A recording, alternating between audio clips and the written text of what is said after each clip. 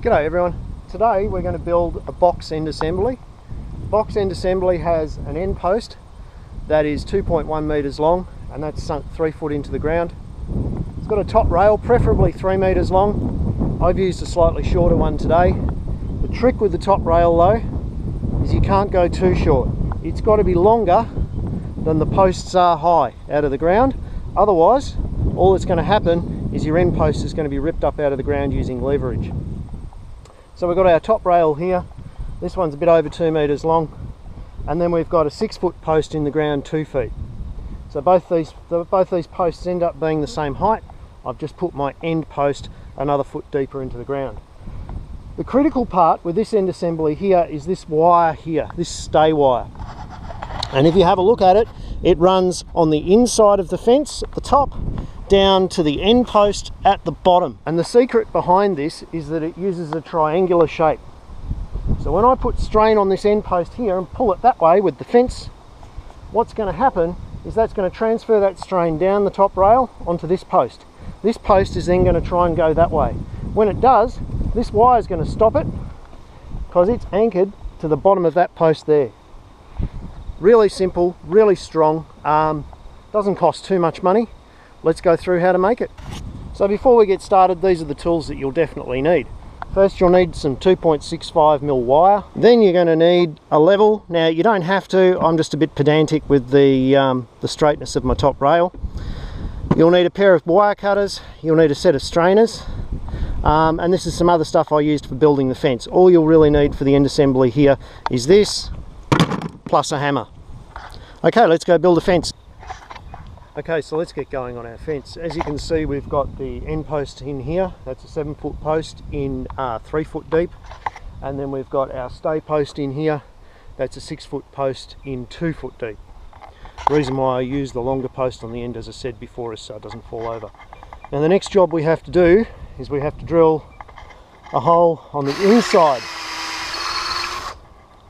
of our end post that'll fit our piece of steel rod. You will see that I do not drill through the end of the post. So the end post, you only drill in about that far, put a bit of steel rod in there. The next thing we're going to do is we're going to drill into our top rail. So now that I've drilled the hole into the end of my top rail, all I have to do is mount that on the spike that I put in the end post and ram it in home. I'm now ready. I've cut this post to exactly the right length, so I'm ready. I can just leave it there. So now that I've got this in place, I'll put a level onto the top rail and I'll drill right through on the inside of the stay post, and I'll put a longer steel rod through. Let's have a look at that. So I'm a little bit more fussy than some people will just go back and have a look at it and sort of line it up by thumb. I actually put a level on mine and get my top rail reasonably level. So now that I've got this nice and level, I'm going to drill right through this post.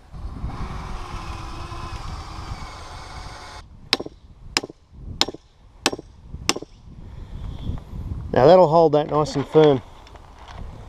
I can't see that coming out for any reason, for love nor money.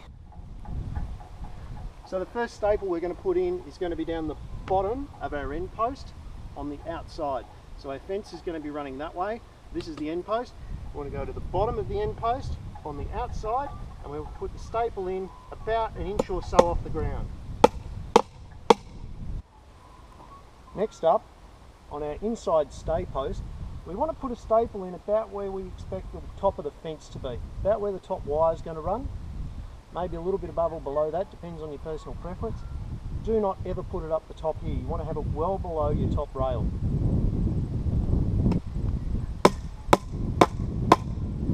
Now that you've got your 2 staples in, we can run the wire around.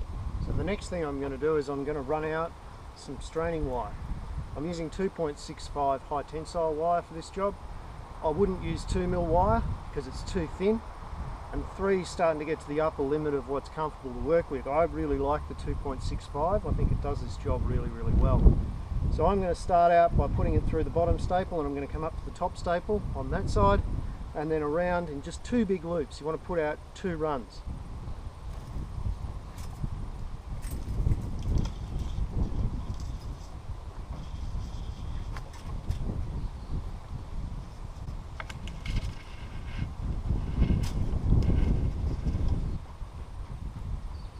Okay, so now we've got our wire run out. It's time to do our straining knot. So now comes the fun, rewarding part, actually straining it all up and finishing it off. So we'll put the chain end well up the wire, leaving plenty of slack wire here to work with. We'll then put our lever end further down the chain and attach that to the other end of the wire.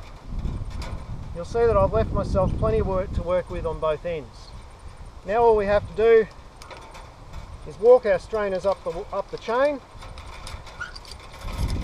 and that'll tighten our end assembly nicely. Now you'll see there's a little bit of jamming here going on, so I can just pull on the wire every now and then and make sure that everything's got a nice even tension. Now I don't have to go too over the top with tightening it up, because what I'll actually do is I'll pull this end assembly over, and I'll pull it crooked if I'm not careful. All I need to do is make sure that there's not too much slack in these wires, so that when it comes time to strain up the fence, this is near on tight, so it'll take up the load. Now all I'm going to do is finish that off with a strainer knot back here. If you want to see how to do that, that's a whole nother video. There's a link in the description below. Hey guys, thanks very much for getting that far. Can I ask you a huge favour? See that little button down there that says subscribe? It doesn't cost you anything and it won't hurt you. Would you mind pushing it? It'll really help support my channel. If you like what I'm doing, I'd love you to do it. Thanks so much. See you next time.